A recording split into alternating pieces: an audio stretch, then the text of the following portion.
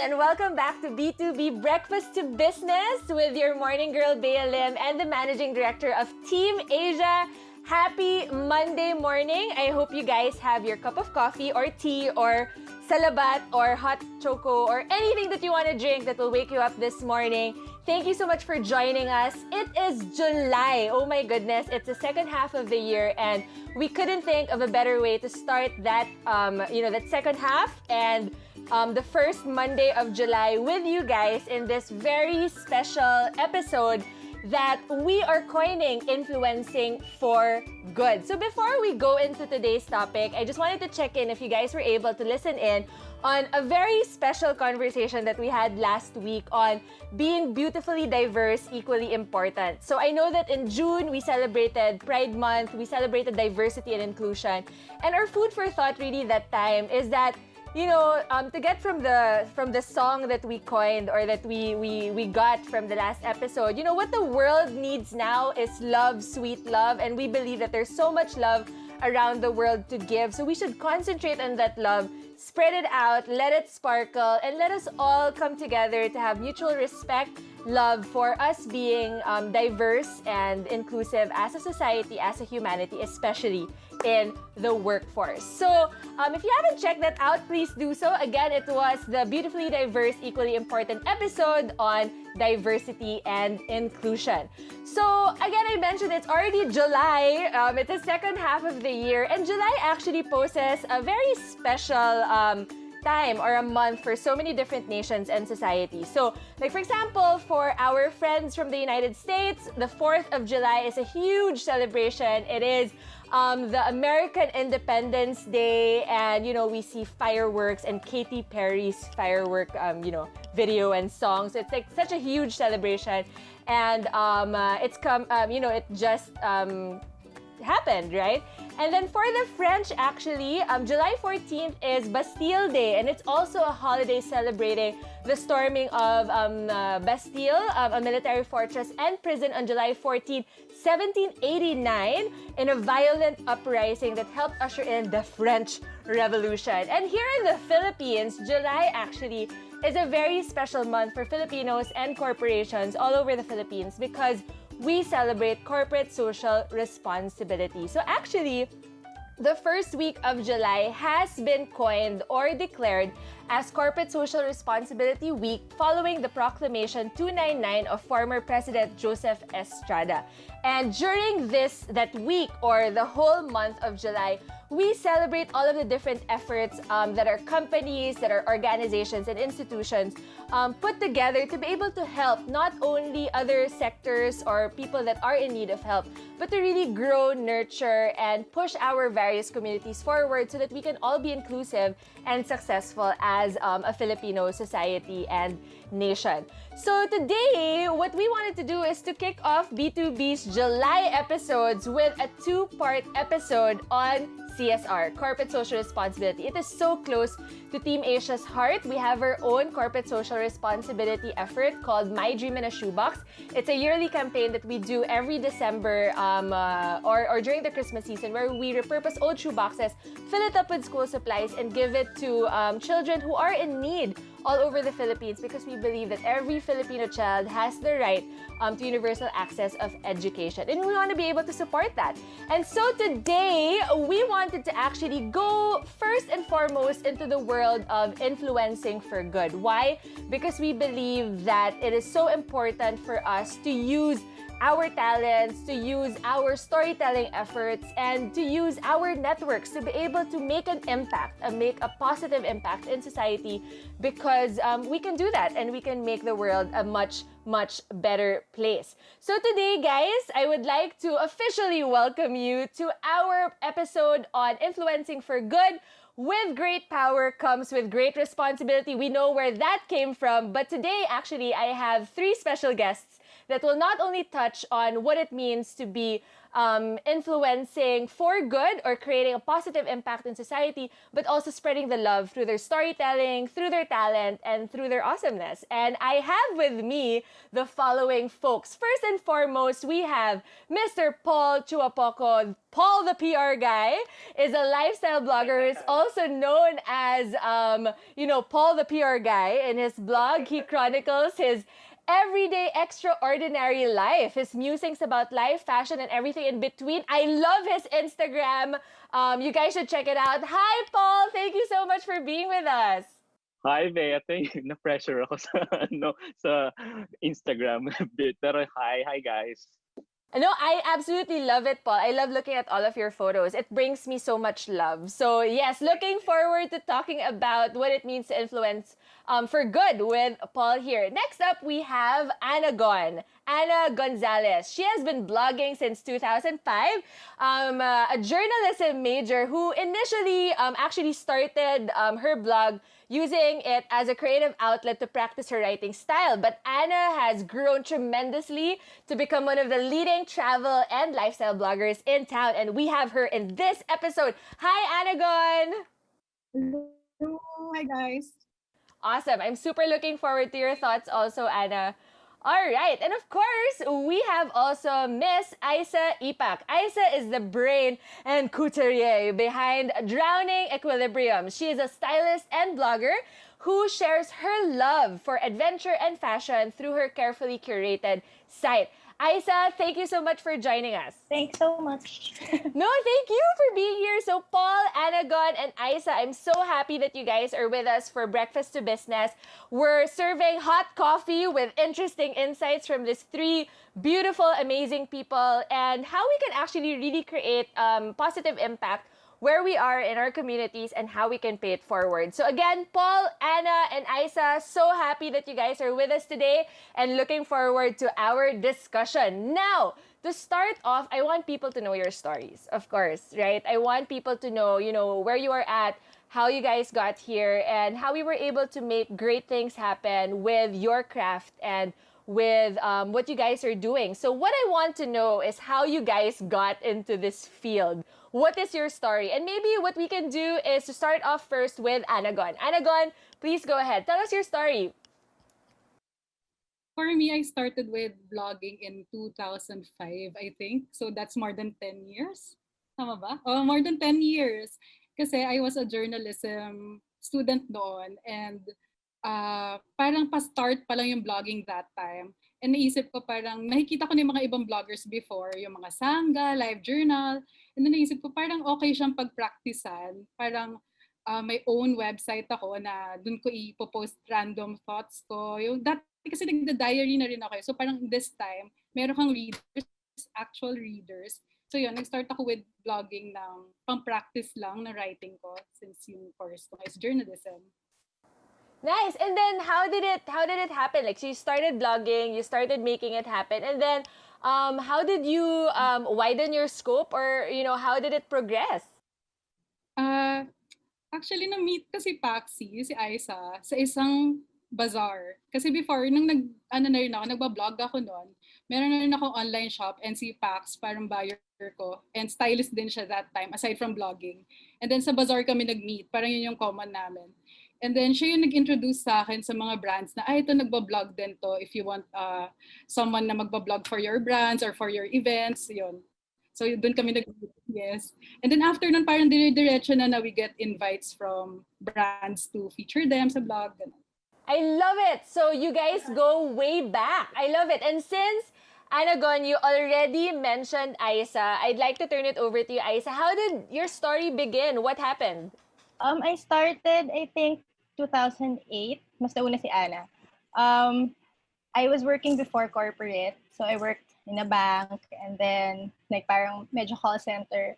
And then in 2008, I started my own online diary kasi I always lose my diary talaga. So so I decided na online na lang para at least andun lang siya. So sana wag lang mawala. So 2008, I started to document my OOTDs and then my shopping trips sa Divisoria, or like even if kakain lang sa labas, so laging nilalagay doon. Tapos sometimes I include my office mates.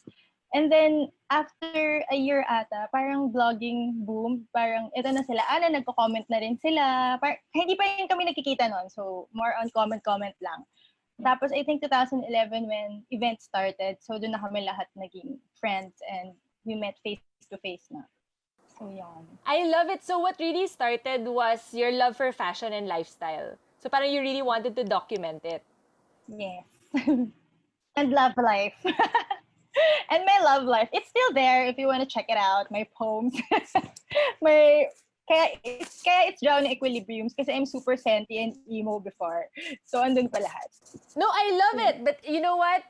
It's good. It's authentic. It's real. It's who you are. And we love that. So thank you so much for sharing that with the world also, Aisa, because I think it's also very important. I think both from you and Anagon, it started out as like, journaling, right? Because we wanted to be able to make sure that we kept our own journey. So that's fantastic. I love your story. So let's move on to Paul. So Paul, the PR guy, how did we start?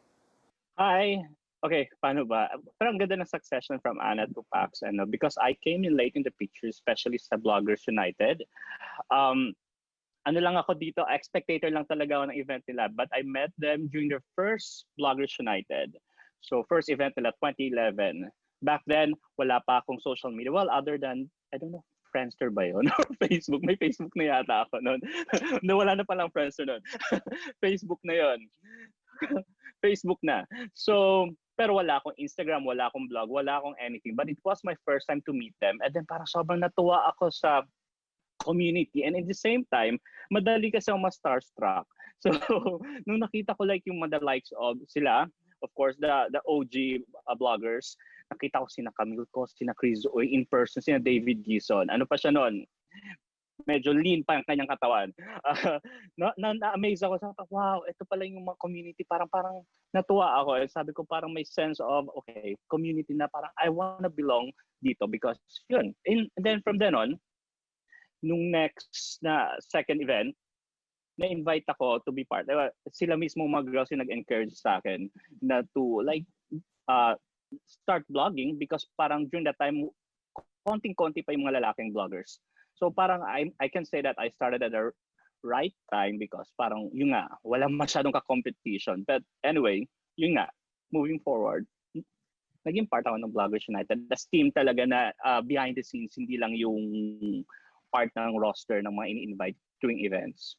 Nice. No, but Paul, I loved what you said earlier about community. I'd like to touch on that. Kasi talagang napaka-special what you said on, I want to be part of this community. It wasn't just about being able to get into an industry or a craft. It was being part of a place where people could nurture one another and help each other out. Like, from the story of Anagon and Aisa, them helping each other out, and then suddenly you getting to know them and, getting invited to actually also be part of the event. It just seems like, it's this beautiful community where everybody just comes together because there is, a sense of purpose of really just wanting everybody to succeed. And I love it na, you came into to serve the male market also through the blogging of that. So good job to Anagon, to Aisa, to Paul. Thank you so much for sharing your stories. And it makes it all the more special because we're going to be talking about excellence in passion next. One of the core services kasi, or the core values, of Team Asia is really driving passion.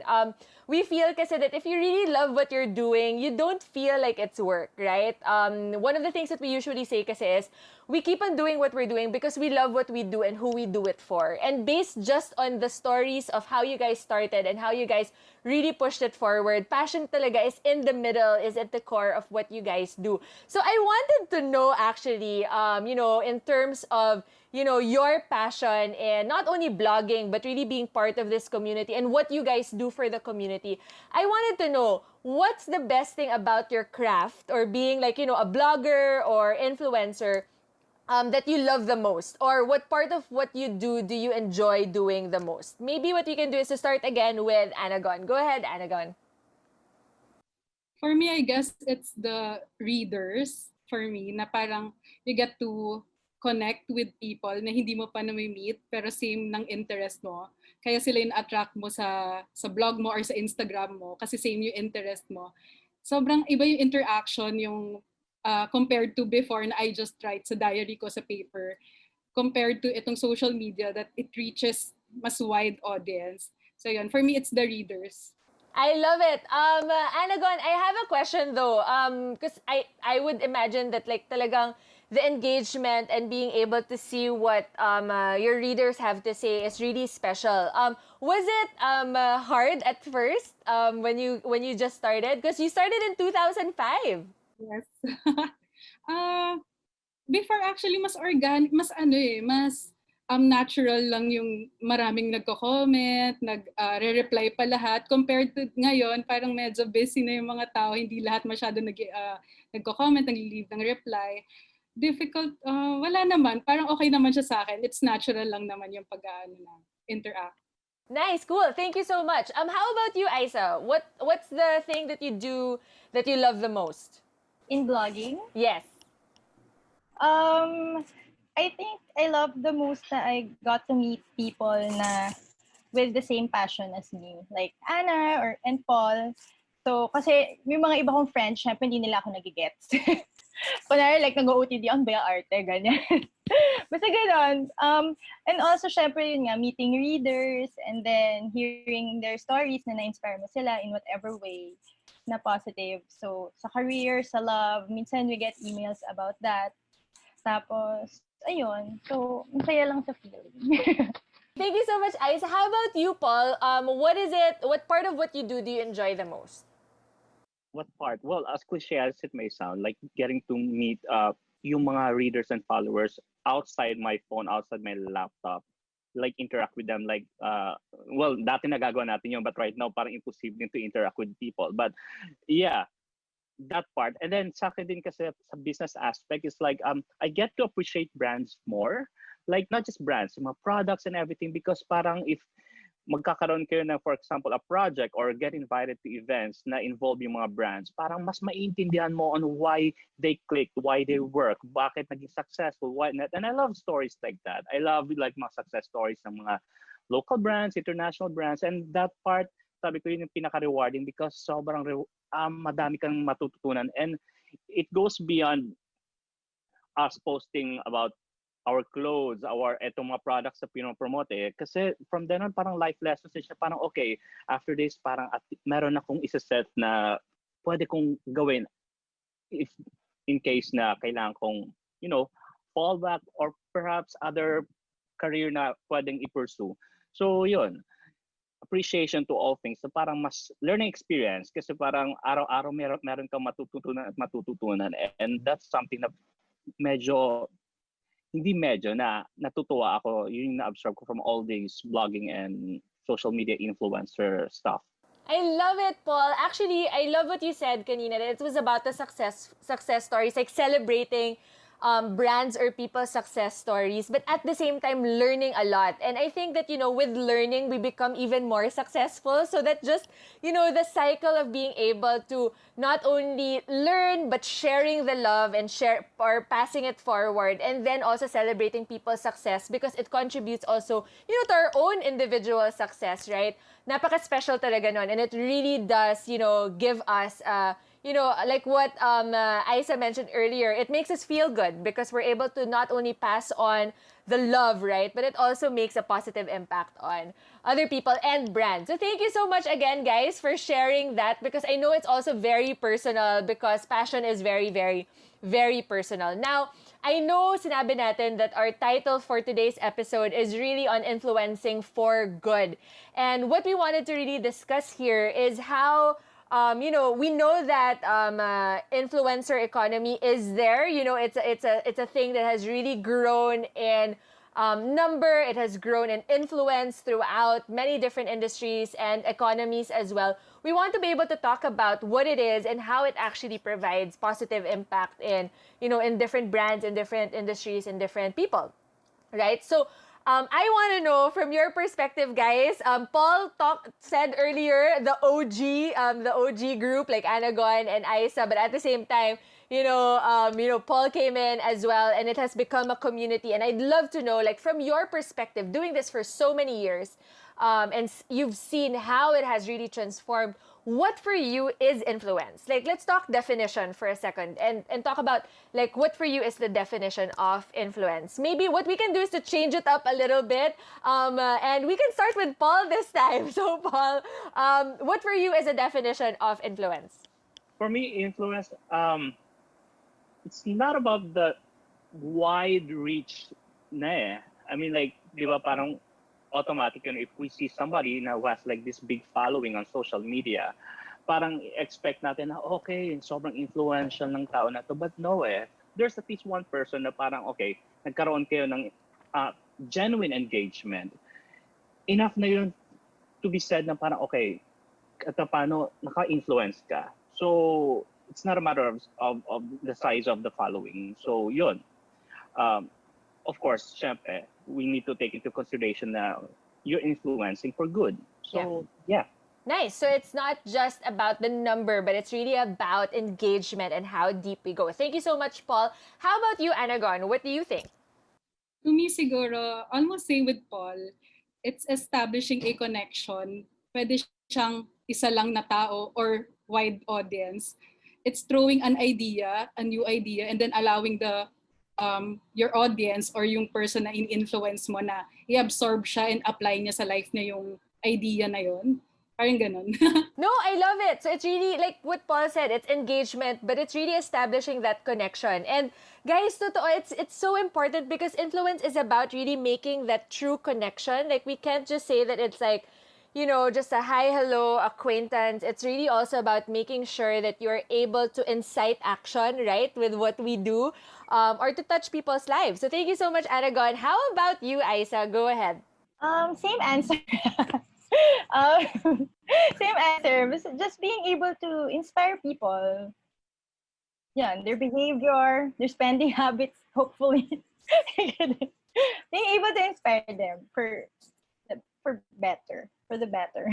No, absolutely. It's about inspiring people, making a huge positive impact. So if I were to, guys, we are now going to define influence together with Paul, Anagon, and Isa. And what they said really is, number one, establishing a connection, making that engagement possible, and inspiring them to be better and do something good. I love our new definition, guys. It's so amazing. And you heard it here at B2B. So if we were to go back to, actually, we've been saying this a lot, and Isa touched on it, right? Because it's so true. A lot of people think that, with influence, there is power, right? Because there is the power of the story, and there's power to really reach out, right, to more people through our stories or through what it is that we write and share. And it's true, right? As cliche as it may sound, it's so true. With great power comes great responsibility. And you guys have already, you guys have built your own networks. You guys have built your beautiful and amazing stories. What I also want to ask you guys, and of course for our listeners to hear there, is how you guys, in your own way, have been using your platforms for good, right? To influence for good. And I'm going to change it up again, and I'd love to hear first from Isa. Isa, go ahead. Now, we use it to talk about issues we are passionate about. And then, yun nga, helping people through this pandemic. So, ayun, I think we're gonna discuss it more later. Nice. So, I have a question on that one, Isa. So you said that it's really providing a platform where you can talk about issues that really matter to you and also your readers, right? How is that also for you? Do you curate? Do you put together the various issues and then you tell your readers about it, and you want them to actually engage with the content and tell you what they think as well? We just share informations na we already researched about. Syempre, ayaw natin mag-share yung fake news. So, it's up to them if they're gonna, believe you, or if magpapa-influence sila sa pinost namin. But that's our stand when we post about it. So, ayun. I get hate comments, but I don't care. No, but it's so true. We do need platforms like that to talk about things that maybe other people, want to talk about, but they don't know where. They feel like they're alone or they're not able to voice it out. And then they find your platform and say, hey, someone's with me and I can talk about it. So, super support on that one, Isa. How about you, Paul? For you, how do you use your platform to influence for good? Okay, so between us three, ako actually hindi masyado vocal when it comes to mga issues sa mundo. But kasi we have a group discussion kasi parang pambalanse kumbaga ako. Pero if you're gonna notice kasi I have to be honest, hindi talaga ako ma-share ng ganito, ganyan, ganyan because there's a fear in me na parang okay, baka mali and I'm very particular kasi sa interaction that I get. Sabi ko nga sa inyo, mas may balls tong dalawang girls na to when it comes to like social issues. So ako yung behind the scene lang parang okay, ako yung magbibring kasi we have our own discussions din sa mga private discussions namin. And then ako yung tipong parang hindi naman mag-seed ng doubt but more of like paano kung ganito ng ganyan. So sila yung mas may drive to okay, mas and during the time I mean natututo naman ako pero I have to be honest talaga when it comes to these things, these two kung wala tong dalawang to sa group like our plans hindi matutuloy. Ako more like okay, ako yung ano masasabi ko yung parang oy yung may hindi naman doubt but healthy naman in a way na parang okay, we need to consider these things, we need to discuss like mga ganito ganyan pero like what I've said kapag mga ganyang bagay these two yan yung maasahan mo when na mag-share ng mga bagay-bagay and taga-push lang ako, taga-retweet lang ako, taga-like ako ganyan. No, but Paul, that's so important also. I believe really that, in a group of friends or communities, we also need that, that important member in the group that will be our devil's advocate, right? That will give us different perspectives. And you know what? I loved what you said, that you are the person who pushes them to do the things that we need to do. I mean, we all need that. We could all be idea people or we could all be storytellers, but we also need to be the ones that will make it happen. So I see that your love and your passion and your determination also really pushes for these things to happen and go forward. So thanks, Paul. Anagon, how about you? How do you use your platform to influence for good? Go ahead.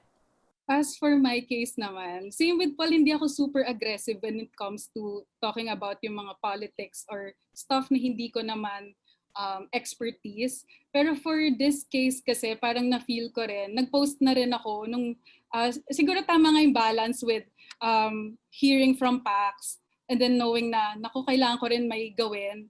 Parang sayang naman yung more than 10 years na nasa industry ako na vlogging na nag-express ako ng sarili ko.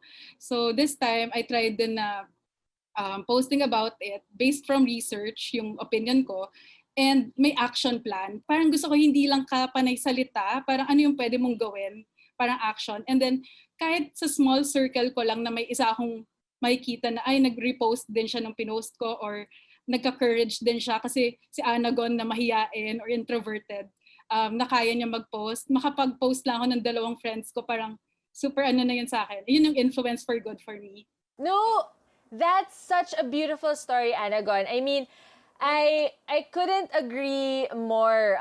Very journalism, your approach to it, right? Like, let's research, let me talk about it, and then let me give action items. And I think that that's such a beautiful way to go about it because I know there are so many different issues out there, right? There's so many different issues, and there are also conflicting, ideologies or thoughts about it. Or if you guys are on the same line of thinking, of course, we all have our different ways of communicating it and the like, right? But what I really appreciate with what you guys have all shared is we have this platform, we have a voice, and we're going to use it to be able to drive a point home, but not just to speak out because we can, but we want to speak out because we want to inspire people, we want to incite action, we want to be able to give ideas to people who can do something else. and also retweeting, reposting, getting the word out there. Because again, I go back, and guys, this is my personal thing also. Like, you know, sometimes you think of something, but you're unable to voice it out, right? You're unable to voice it out. Like, you're thinking about it so much, and then I come across, for example, your article or your blog post, and I do feel like, oh, thank God I'm not alone. You know, I'm not alone. People out there think about it, or people out there care about certain issues like the environment, education, and the like. And it's good to be able to use those platforms to be able to do something cool, to do something exciting, and also to talk about things that may be uncomfortable, but we need to talk about it, right? So, guys, I know it was hard, but thank you so much for sharing that as well. Now, I actually want to segue into a project that I know the three of you guys did, and that I am so happy and proud that, you know, your friendship, your community, your love for what you do, and you know, the Philippines and our society really made this happen. So, guys, we started this conversation talking about corporate social responsibility and how we can take care of our communities. And these three amazing bloggers and storytellers, you know, came up with something as friends, as, you know, as a community, to be able to help other people, right? So I just wanted to share with everybody that Anna, Gunn, Isa, and Paul, together with their friends, the Bloggers United, spearheaded a very special project during the pandemic. I know that COVID-19 has really changed the world, and you know, what's happening here in the Philippines and across the nation. And they came up with a very special project called Project Flatten the Curve, but then Flatten has an acronym. And of course, I would love nothing more than to have you guys talk about it first before I ask so many questions about it. So maybe, Paul, could you talk about what the project is all about?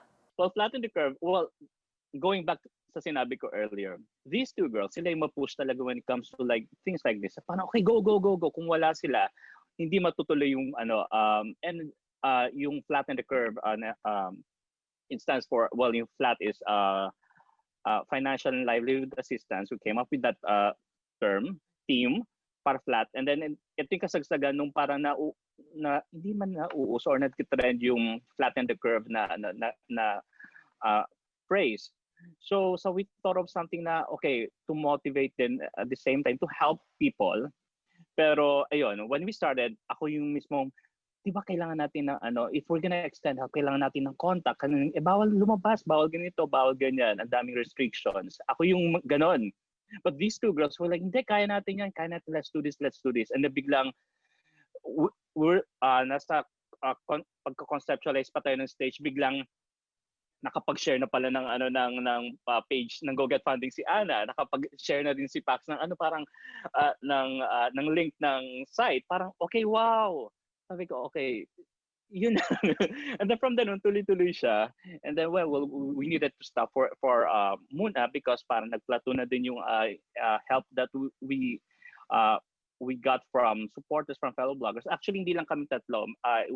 Kasama din namin na Bloggers United na girls din. Sina Ava, and sina Ashley D. Sila yung ano, ako lang nag-isang boy sa group na nag-push nito. But with the help of the other bloggers and influencers, especially mga friends na mga nag-donate, support, and share the word, we can say na what we did was somehow a success. Hindi namin masabi na tipong sobrang success, but we hope na nakapag-spark kami ng something, because parang after that may napansin kami like other groups din na nag-share, naggumawa ng funding na get funding na for parang basically same beneficiaries. And then from then on, parang okay, sabi ko, okay, our work here is done. Somehow, our work here is done. Because you started it, and I love it. Okay, so again, guys, Project Flatten the Curve, or Project FLAT, is the Financial and Livelihood Assistance Team. And you guys came up with that because you wanted to be able to give back or to help people during the pandemic. So let's talk about it. Like, how did that idea start? And who are our beneficiaries, and how did we push it forward? Maybe what we can do is to get Anna Gunn to talk about it first. Go ahead, Anna. Siguro, same din, parang si Paxi yung idea. And then ako yung action kaagad, parang anong gagawin, what's next? So naisip namin, honestly ako, parang ang tagal ko nakapag-adjust nung pandemic. Siguro a week pa before namin, parang sinabi sa akin ni Pax, anong gagawin natin? Parang ako yung thoughts ko, hindi pa ako okay mentally, pero parang eto na, meron na nagpo-push sa akin na to do something. Ayun, parang inano na namin na, okay, let's start sa fundraising ulit. Kasi prior this, meron na rin kami ng January for Taal.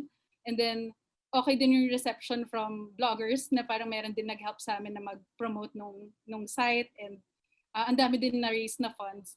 So yun na rin yung same concept na in-apply namin for this. For the beneficiaries naman, mas more on si Paxi yung yung namimili sa amin. Okay, go ahead, Paxi. So who are our beneficiaries and how did we actually give the love? Because alam ko, one of the things that Paul mentioned earlier, it was hard to do because of the restrictions. It was hard to really do the sending out of donations and the like. So share that story with us. So first, medyo pinag-isipan namin yung logistics kasi we can't go out, syempre, ECQ. So we agreed na money transfer na lang. So after that, nag-focus lang kami sa parang isang group of beneficiaries. Kasi like PPEs, madami na yung nagbibigay. So we decided to help daily wage earners kasi sila yung super na-affect nitong pandemic. Yung mga workers, ganyan. Construction workers, like jeepney drivers, mga fast food staff, ganyan. So yun. Yun lang. And then, we thought humingi kami ng help sa mga bloggers since we have contacts naman under Bloggers United. So they helped us spread the word. And then, ang dami rin sa kanila nag-donate. So, I think ang dami nag-iisip na yung mga bloggers out of touch or walang pakialam sa issues. Pero, madaming nagsisecretly nag-donate din and nag-help sa community. So, yun. Well, clearly, that's not what was going on because you guys were very busy putting everything together. So, right now, guys, what is the status of the program? So, I know, Paul, you mentioned earlier that, you guys have had to also, pause for a bit. But then, of course, you also want to be able to influence more people to do good. So, Aisa, napapaxi na rin ako. So, Aisa, so what's the status of the program? How are you guys in terms of the Project Flatten the Curve? Now, na-close na yung Go Get Funding site namin. We stopped accepting donations for now. Pero if meron pa rin naman mag-donate, accept pa rin namin. Kasi marami pa rin talaga nang hingi ng help. As in sabog yung mga inbox namin, ganon. Pero syempre, we have to limit kasi limited lang din yung donations. So, ayun. Guys, if gusto niyo pa mag-help, pwede pa. I love it. Guys, so if you can help, please do send that over. So go ahead, Aisa. Yeah, kasi syempre nung start, marami pang nagdo-donate kasi kaka-start lang ng pandemic. Pero kasi later on, parang ang dami na rin need siguro ng mga tao. So, nag-lessen na rin. So, kaya we stopped na. So, pero if meron pa nga, go pa rin. Nice. Okay, thank you so much. So I know that, earlier, Gunn also mentioned that you also came up actually with a fundraising activity, right, in January to help Taal victims. And of course, we did this also for COVID-19. And, clearly the love for community building and taking care of other people is something that you guys really all care about. My next question really is, what are the other plans that you have down the line for your respective communities? Like, we'd love to know maybe some of your ideas or ways that other people can help so that we can continue nurturing communities. So, do we have plans in place?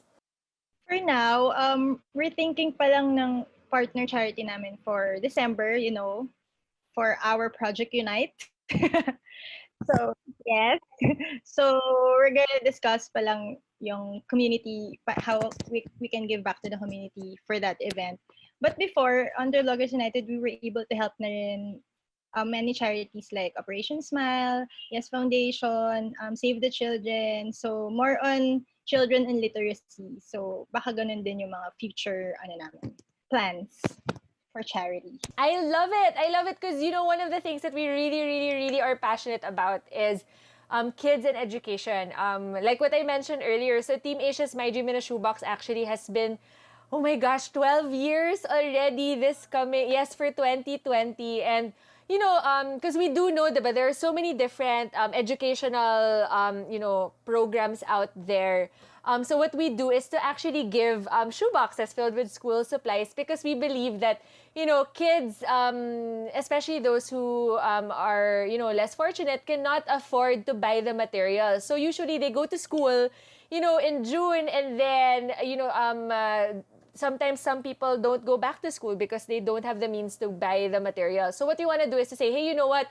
Whether you're in school or whether you just want to learn at home or in your communities, here are materials that will help you dream because we believe that, dreaming and pushing for your future is all something that we can support for the Filipino child. So I will super support your charity and your projects on that one, Isa. Paul and Anagon, do you guys have anything to add on maybe some things that you guys have in store for your own communities? Siguro a little update lang dun sa website for Flatten the Curve. Yung target namin before is just 100,000, pero we exceeded to 400% yata. Parang 400,000 yung na-raise namin. And lahat na distribute na rin namin sa mga may kailangan. And yung pinagpilian namin are people na hindi under a big group. Kanwari individuals like jeepney drivers or construction workers or even couriers. Pero hanggang ngayon parang we want sana to continue it, but it's medyo mahirap na. I think nag-plateau na rin yung donations. Pero gusto ko lang i-mention din yung quote ni Heart Evangelista na parang nag-stuck sa akin na you can't help everyone but you can help someone. So parang ako, at least may nagawa rin kami na part, yung Bloggers United. And also, hindi lang kami tatlo, parang even yung community namin, parang na-inspire them to make their own charity. So, yeah. Absolutely. I love that quote. Again, she said that you can't help everybody, but you can help someone. Powerful, guys. It's so true. I mean, if I were to go back to our conversation earlier about influence, right? We were saying that it's not about the numbers. It's about the impact. It's about the engagement. I love that we're going full circle because it's such a beautiful thing that we're able to help other people, guys. And I would like to thank you for using not only your talent, the network that you've built, but using your story to influence people because we need that. We need more love in this world, guys. So thank you for sharing that love. Okay, so my next question actually, guys, is really just to like bring everything together, right? So at first we talked about how you guys started, and you guys have had beautiful stories of humble beginnings, and you didn't realize that, oh my God, I'm here and I have this beautiful community with me. And of course we also talked about that while we were so passionate about building that story and from our own interests and stuff, we suddenly realized that, oh wow, we actually have influence, we have that great power, and we have a great responsibility of providing support, love, inspiration to people who follow us, right? And then now we're talking about using that influence for good, for the betterment of society, for helping other people. We may not be able to help everybody else, but we can definitely help someone or people or communities that need the help. But of course, what we want to do also, guys, is to talk about the future, right? And a lot of people are listening to us and thinking also how they can help, how they can also use their own talents, their own passions, and pet projects to help other people, so to speak, to pay it forward, that famous movie. So what I would love to know, guys, are what are your thoughts, right, on using your platforms to inspire and influence for good in this new normal, right? Let's start with Paul. Paul, how are you? What are your thoughts on this? I have to admit that I'm one of those that when all these pandemic and the quarantine started, like ako yung medyo okay, I need to step back. I'm not gonna share anything. I'm gonna pause kasi sabi ko parang it's not hindi tama. But then dumating sa point na parang okay, hindi ito dapat yung kasanayan natin because parang how are we gonna go back to like being normal if we won't do things na we normally do. So yun, eventually parang I got my groove back, and then nakita ko na-inspire din ako sa other I mean, what's good about this community is that when you see other influencers doing na parang hindi naman sa wala silang pake na parang oh something's going on. No, it's their way of coping. And it's also their way of sharing na parang, okay, we can still be normal guys, at least malamang sa social media, at least malamang sa mga platforms na meron tayong mga somehow influence. So, yeah, moving forward, I think yun lang talaga na parang we just need to be careful with what we post. Like, lagi natin lalagyan ng sasama ng empathy. And then at the same time, maging sensitive din sa pag-share ng mga ideas and mga content. But basically, this one kasi, since majority, ako kasi coming from business na parang majority of the brands that I'm handling, parang talagang dinadivert nila lahat ng attention nila or mga focus nila sa social media and anything that's related to it. Sabi ko parang, okay, this is how things are gonna go, and dapat pangalagaan, especially may mga bosses, mga influence. So, tama ba? Am I making sense? So, yun.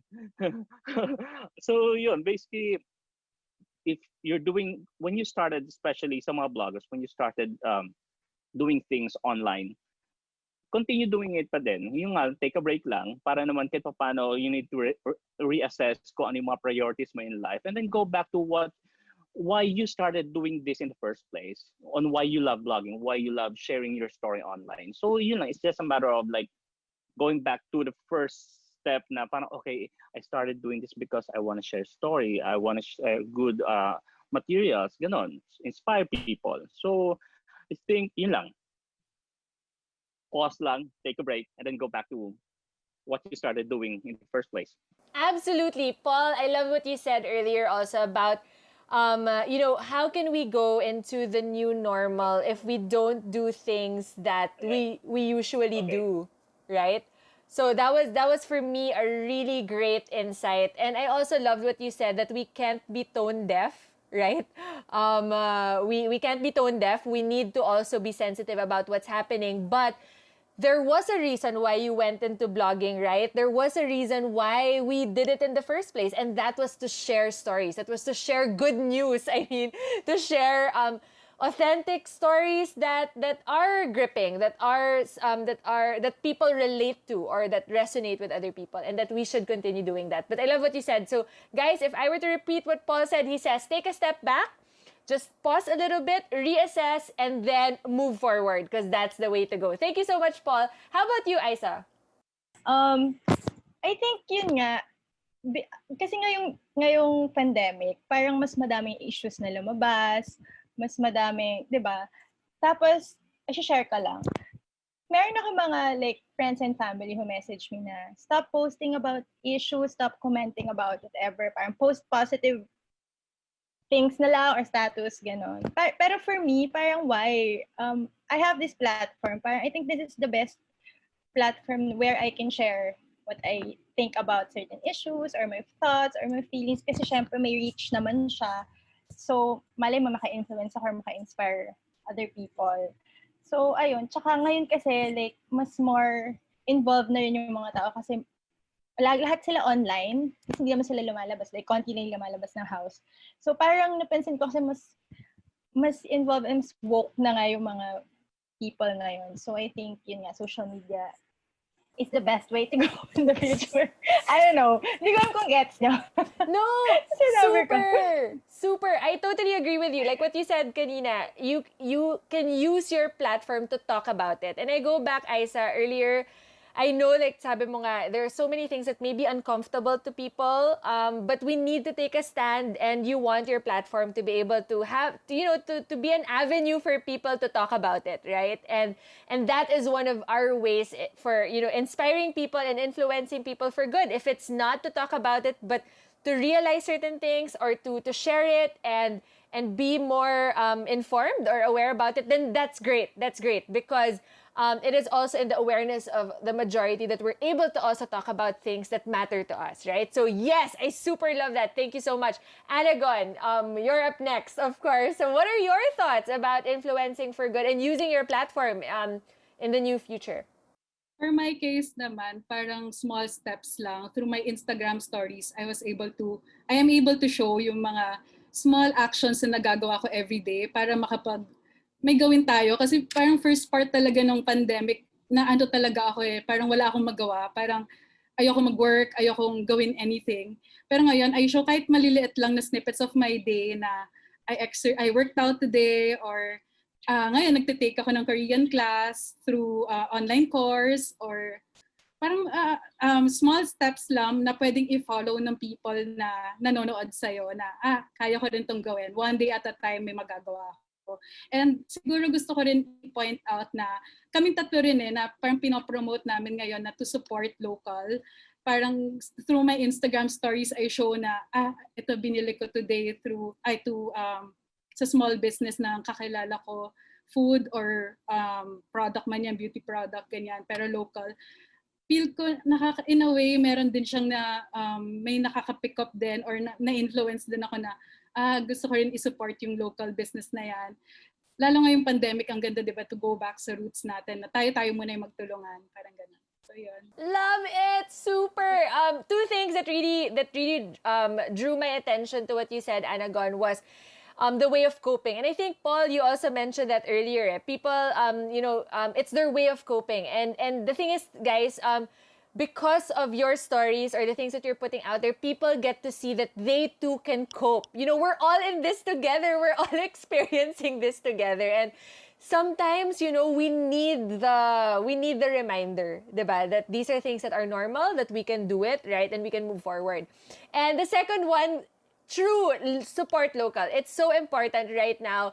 Influencing for good means being able to take care also of our local communities, whether it's in food, whether it's in fashion, whether it's in furniture, or whatever it is that we need, PPEs, moving into the new normal and whatever.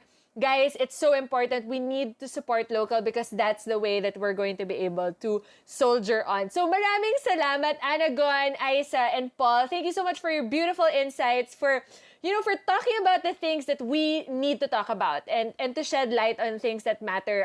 It's so important for us to be able to use our voices and our stories, not only to promote good stories or successful stories, right? But to also talk about what matters to us. So maraming salamat. I would love for our audience to follow you guys, to find you online, and to hear more about your inspirational stories. So please do tell people where they can find you. Let's start with Paul. Paul, where can the audience find you? Paul the PR Guy. All social media platforms, it's at Paul the PR Guy. By the way, the PR stands for my initials, Paul Riyad. So hindi yung public relations. PR lang ako.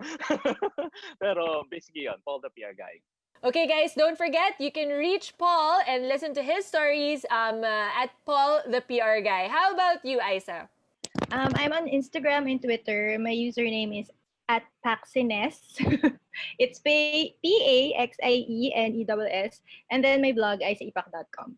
I love it. Thank you so much. And of course, Anna Gunn, where can people find you online? I am on Instagram at Anagon. Everything's there. All my links are there. I love it. Just click on all of her links and you guys are going to be, you guys are going to see her and hear her stories as well. So once again, ladies and gentlemen, we had Paul the PR Guy, we had Aisa, we had Anna Gunn, these beautiful, amazing, and inspirational people that have made so many great things possible. They've been telling their stories for so many years, but they've also used their voice, they've used their platforms, they've used their inspiration to be able to share the love and pay it forward to communities, especially during this time. And I can't wait, guys, to see what these beautiful people are going to do as we move into the new normal or the future reimagined, sharing their love and passion for what they do and influencing for good. So thank you so much, guys, for tuning in to B2B Breakfast to Business. That was a great conversation, great way to start July and put the spotlight, guys, on corporate social responsibility. It's super important. If you haven't heard about it, please do take a look at it because we're going to be talking about it in our next episode as well. So stay tuned for our second part of our corporate social responsibility or CSR two-part episode. Now, guys, I just wanted to share with you also our food for thought this beautiful Monday morning, and I would actually like to borrow the words of Anna Gunn earlier when she said that there was a quote by Heart Evangelista, and it is, you can't help everybody, but you can help someone, right? And this morning, actually, so beautiful that Anna Gunn said that, because as I was going through my own Instagram, I'm following all of these inspirational affirmations, like, things that will just really lift each other up. And I came across a post by at Mia the Human. If you guys haven't followed her, she's also pretty cool on Instagram. And I saw a quote that she posted, and it was by Brad Montague. And it said here, very simple, is be somebody that makes everybody feel like somebody. And I think that that's a beautiful food for thought for us to carry on through the week, guys. We can't help every single person, but if you can help one, you get to influence for good. So once again, thank you for joining us at B2B Breakfast to Business. This is Bea Lim once again, your morning girl, and next week, we continue talking about CSR. Stay tuned for that one, and please do follow our social media to catch more information about B2B. We are on Facebook, www.facebook.com/TeamAsiaPH. We are on Instagram, so tag us, and of course, these lovely, lovely speakers that we have. So tag us at Team Asia PH. We're also on LinkedIn, www.linkedin.com/company/Team Asia. And of course, our beautiful website, don't forget, www.teamasia.com.